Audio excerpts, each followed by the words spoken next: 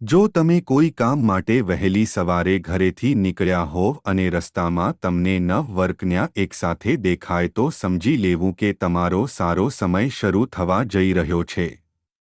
આને સારા દિવસનો શુભ સંકેત માનવામાં આવે છે. જો કોઈ તમારા પર પક્ષી બીટ કરી દે તો તેને ખરાબ ન અનુભવો. આ તમારા માટે સારો સંકેત હોઈ શકે છે. એવી માન્યતા છે કે જ્યારે પક્ષી કોઈ વ્યક્તિ પર બીટ કરે છે તો છે ત્યારે તેનું ગુડ લક શરૂ થાય છે. તમે મુસાફરી કરી રહ્યા છો અને તે દરમિયાન તમને સાપ અને વાંદરાઓ દેખાય છે તો તે સારા સમયનો શુભ સંકેત છે. તમારા જીવનની નાણાકીય કટોકટી દૂર થવાની છે. ધનનું આગમન થઈ શકે છે. એટલું જ નહીં, જો ઘરમાં ચામાચીડિયાનો માળો હોય તો તે પણ શુભ માનવામાં આવે છે. જો તમે રાત્રે આકાશમાં તારાઓ ખરતા જુઓ તો તરત જ તમારી ઈચ્છા વ્યક્ત કરો. માન્યતાઓ અનુસાર તે ઈચ્છા 30 દિવસમાં પૂરી થઈ શકે છે. આ એક શુભ સંકેત પણ માનવામાં આવે છે. કાચબો જોવો એ શુભ સંકેત છે.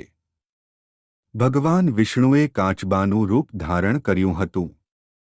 જો તમને સપનામાં કાચબો દેખાય છે તો તે સૌભાગ્યની નિશાની છે.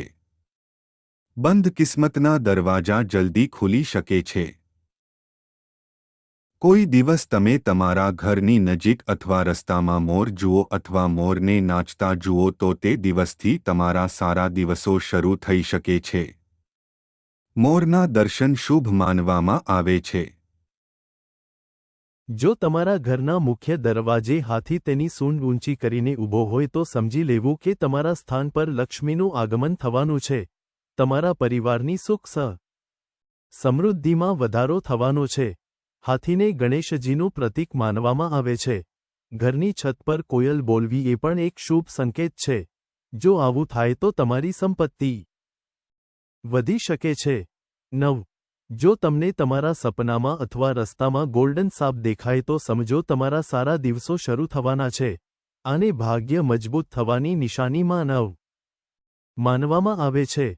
જે દિવસે તમે સવારે ઉઠો છો અને તમને સવારે સૌથી પહેલા દહીં અથવા દૂધ દેખાય છે તો તે ગુડલકની નિશાની છે.